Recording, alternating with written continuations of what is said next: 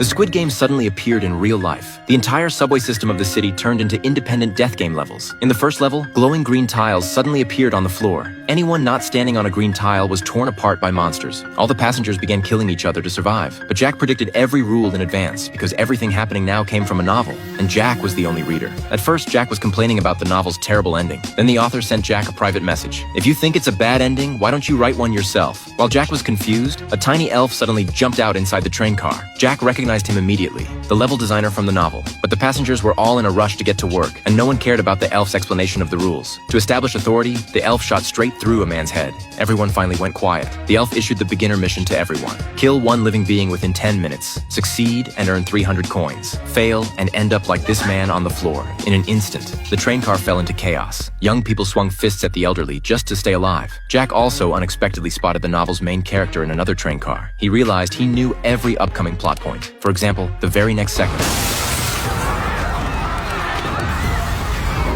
everyone fell as the train crashed, but Jack had already figured out how to clear the mission. The rule only said living being. It never said it had to be a human. He immediately crushed an ant. As the announcement of the first successful player echoed, Jack thought he could save everyone. But time was almost up. Passengers started violently fighting over the ant containers. One student was even beating an old man. Jack tried to trade his ant to save the old man, but the student slapped it out of his hand. This guy was just using the game as an excuse to unleash his cruelty. He turned his attacks toward Jack, but Jack, having finished the entire novel, opened the player shop. He invested all 300 coins into muscle strength. In the next moment, black smoke suddenly rose from the student's back. Only then did Jack realize the student was actually a villain from the novel. As a normal person, Jack had no chance of beating him. Luckily, a test tube full of ant eggs rolled over. Jack crushed it with all his strength. He instantly earned tens of thousands of game coins. Then, while boosting all his stats, he easily dodged every attack.